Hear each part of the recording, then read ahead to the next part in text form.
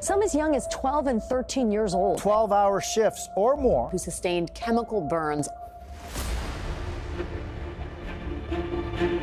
Nearly 24 children, some as young as 13, working here inside this massive slaughterhouse, cleaning up blood and animal parts in the overnight shift. How did that strike you when you saw someone that young working a job like this? It kind of makes you sick. You walk through the plant, you can't walk through it without getting animal parts on you or blood all over you. We're really, really outraged and concerned that this is happening in the country today.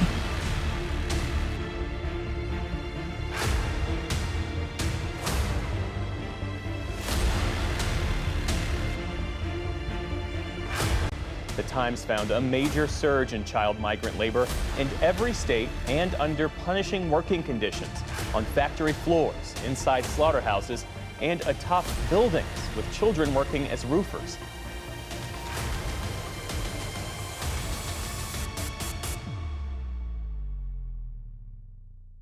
It makes us all question what's going wrong.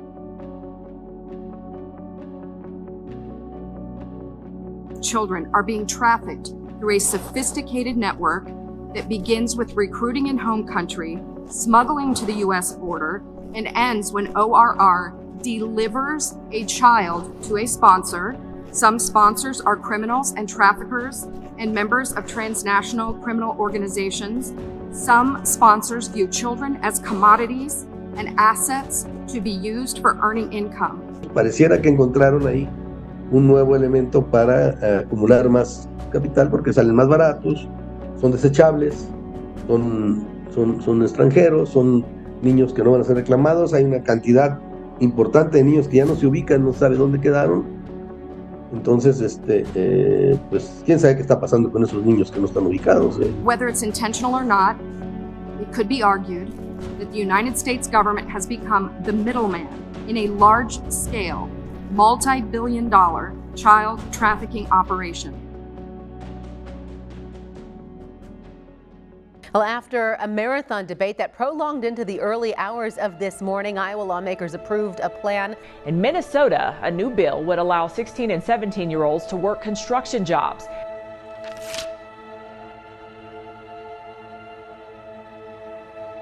And what we at the Department of Labor and across this administration are adamant about is that we will never rebuild our economy on the backs of children.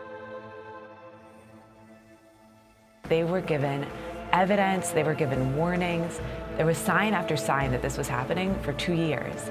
They actually did do something. They pushed out those within the administration who were raising alarms. Stop retaliating against whistleblowers.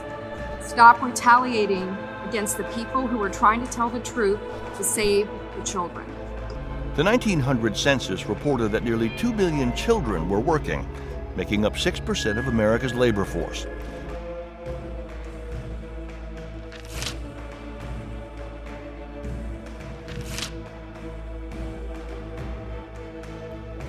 Realizing that we were not offering the children the American dream, but instead putting them in modern-day slavery with wicked overlords, was a terrible revelation.